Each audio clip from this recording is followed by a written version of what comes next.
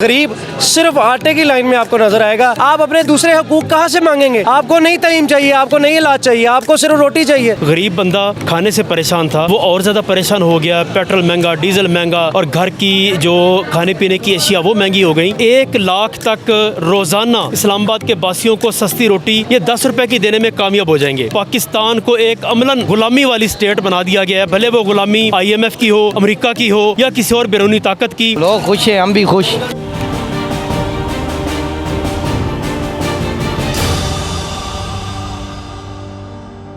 अभी मैं रोड से गुजर रहा था तो मैंने एक बैनर देखा और पोस्टर देखा, लिखा हुआ था सस्ता तंदूर रोटी, जिसको हमारी आवाम को तकरीबन 60 साल है इसके पीछे लगाया हुआ है, रोटी कपड़ा मकान। लेकिन मैंने यहाँ पर देखा कि सस्ती रोटी 10 रुपये में यहाँ मिल रही है, तो मैंने सोचा क्यों ना यहाँ खड़े होकर बात की जाए। इस वक्त यही रोटी आज से शायद 2 हफ्ते कबल अगर देखा जाए पूरे पंजाब में लोग आटे की लाइनों पे लगे हुए थे।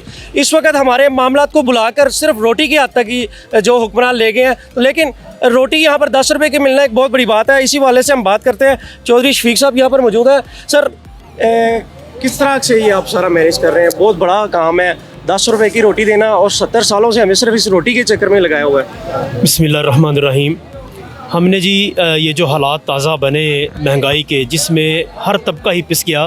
गरीब बंदा जो पहले ही रोटी से परेशान था, खाने से 2 वक्त के खाने से परेशान था, तो वो और ज़्यादा परेशान हो गया। पेट्रोल महंगा, डीज़ल महंगा और घर की जो खाने पीने की अशिया वो महंगी हो गई, बिल महंगे हो गए गैस बिजली के।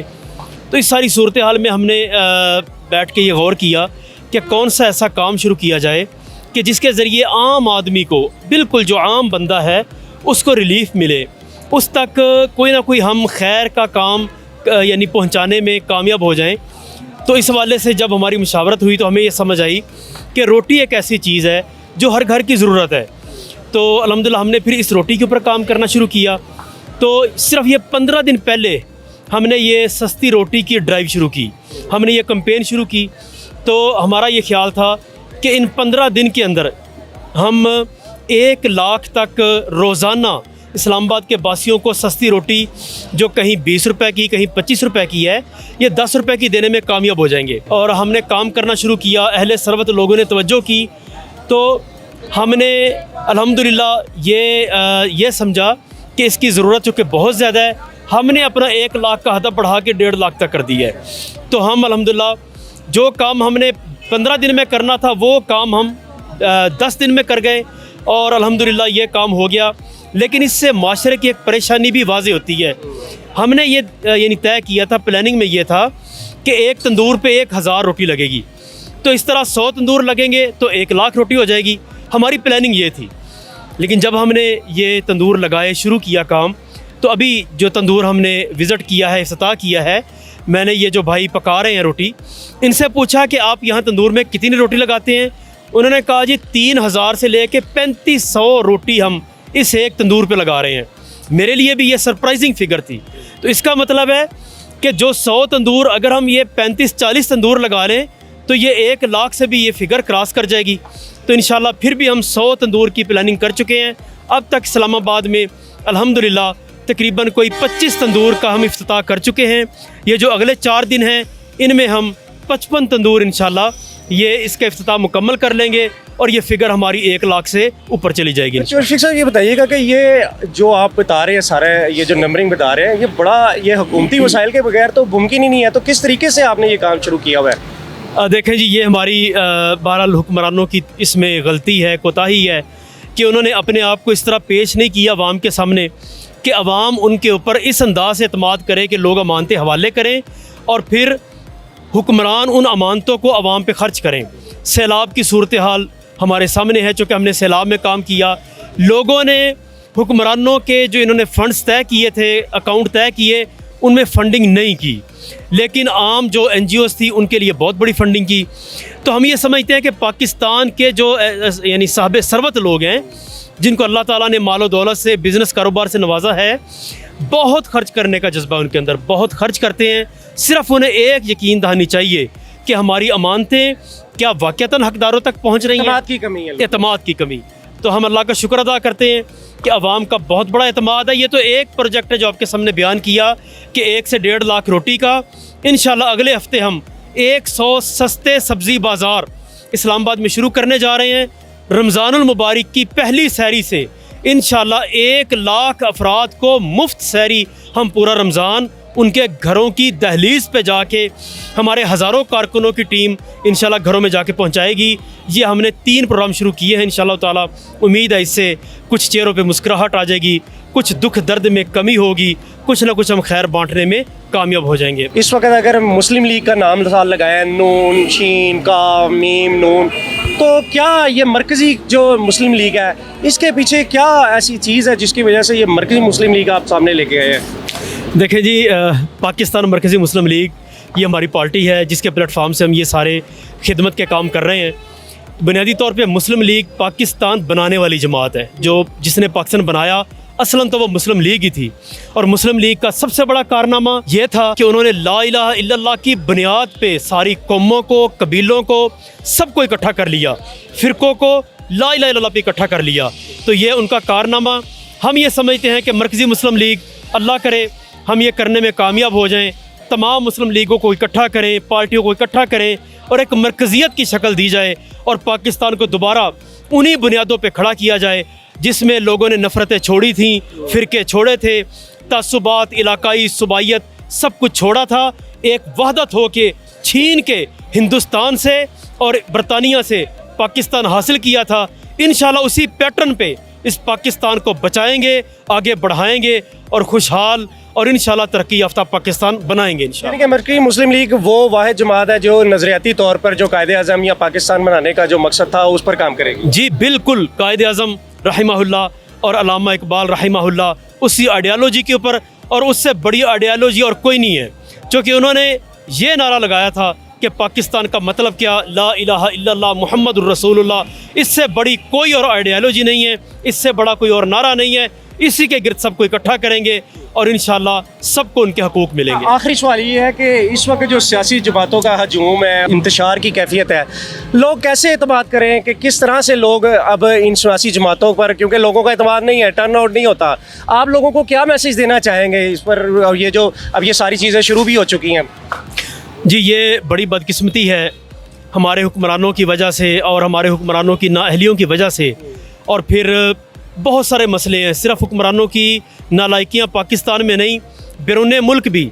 और यानी पाकिस्तान को एक अमलन ग़ुलामी वाली स्टेट बना दिया गया है, भले वो ग़ुलामी IMF की हो, अमेरिका की हो या किसी और बैरूनी ताकत की। ये वो एक मामला है कि पाकिस्तानी अवाम नहीं चाहती कि पाकिस्तान को इस तरह घुटनों पे लाया जाए किसी भी बैरूनी ताकत के। अवाम पाकिस्तान ये चाहती है कि पाकिस्तान अपने कदमों पे खड़ा हो, क्योंकि अवाम जानती है कि हम मेहनत करते हैं, मजदूरी करते हैं, हम क्यों कर किसी की ग़ुलामी करें। तो ये मेहनत करने वाले मेहनत कश, ये किसान जिनके पास इतनी गंदम है पाकिस्तान के अंदर कि जो जितनी चाहे एक्सपोर्ट कर सकते हैं, लेकिन नालायकियाँ हुक्मरानों की जिस वजह से अवाम का एतमाद उठता है। इंशाल्लाह पाकिस्तान मरकज़ी मुस्लिम लीग मुकम्मल तौर पे इन तमाम इशूज़ को जानती है। हम इंशाल्लाह इसकी इस्लाह करेंगे और उन तमाम मामलात को सीधा करेंगे जहाँ जहाँ पे जाके बदएतमादियाँ हुई हैं, इंशाल्लाह उनको एतमाद में बदलने की कोशिश करेंगे। तो ये सारी बातें हमने जानी चौधरी शफीक साहब से। अब यहाँ पर जो लोग मुस्तफ़ीद हो रहे हैं, रोटी ले रहे हैं यहाँ से सस्ती, उनसे भी बात करते हैं आखिर कितना बड़ा ये जो इक़दाम है उनको कितना फ़ायदा दे रहा है। तो इसी वाले से उनसे बात करते चलते हैं। इस वक्त यहाँ पर लोग मौजूद है, आप देख सकते हैं, यहाँ पर सस्ती रोटी लेने के लिए आए हुए हैं। तंदूर पे लिखा हुआ है कि 10 रुपये सस्ती रोटी। रावलपिंडी इस्लामाबाद की बात करें तो ये सारा यहाँ पर ज़्यादातर लोग बाहर से आकर रह रहे हैं, तो यकीनी तौर पर यहाँ पर एक जो सस्ती रोटी है वो यहाँ पर लेना बड़ा एक मुश्किल काम है। तो इसी वाले से हम बात करते हैं ऐसे ये शख्स यहाँ से रोटी लेने, क्या हाल है, कहाँ से है रोटी लेते हैं? बस यहीं से, ये नज़दीक दुकान है हमारी। यहाँ पर रावलपिंडी के रहने वाले मकामी हैं? जी जी, पीछे से कहीं से नहीं पीछे हम मुल्तान से रहने वाले से हैं। जी। वो इस्लामाबाद में या पिंडी में रोटी महंगी है क्या? जी। कितनी की मिलती है रोटी? 25 रुपए की रोटी मिलती है। आपको यहाँ से कितने की मिल रही है? यहाँ पे 10 रुपए की मिल रही है। तो क्या समझते हैं कि ये अच्छा काम है कि नहीं? जी अच्छा काम है, होना चाहिए। जी होना चाहिए। तो आपको दुआ शुआ भी इनके लिए करते हैं कि सिर्फ रोटी लेके जी निकल गए? करते हैं ना, दुआ भी करते क्या हैं। दुआ करते हैं? अल्लाह ताला इनके रिज़्क़ में बरकत डाले। हाँ बिल्कुल। जब आप किसी को कुछ देंगे, सस्ती रोटी देंगे कम से कम, तो दुआएं तो आपको देगा। ये तो नहीं हो सकता कि वो आपको दुआ ही ना दें। तो ये एक तरीका है। आप देख रहे हैं यहाँ पर रोटियाँ लग रही हैं और लोग 10 रुपये में भी रोटी खरीद रहे हैं। एक और शहरी यहाँ पर मौजूद है जिनका कहना है कि मैं यहाँ से गुजर रहा था तो मैंने देखा कि यहाँ पर सस्ती रोटी वाला जो तंदूर खुला है, और लोगों की लाइन भी लगी है, लोग यहाँ से मुस्तफ़ीद भी हो रहे हैं। क्या समझते हैं ये जो यहाँ पर सस्ती रोटी मिल रही है और आप खड़े हो गए यहाँ पर? सर ये सस्ती रोटी का देख रहे हैं क्योंकि आजकल रोटी का सबसे ज़्यादा बुरान है, लोग परेशान हैं और इन लोगों ने बड़ा अच्छा काम किया और सबसे कम प्राइस पे मार्केट से 10 रुपये में मिल रही है यहाँ पे रोटी।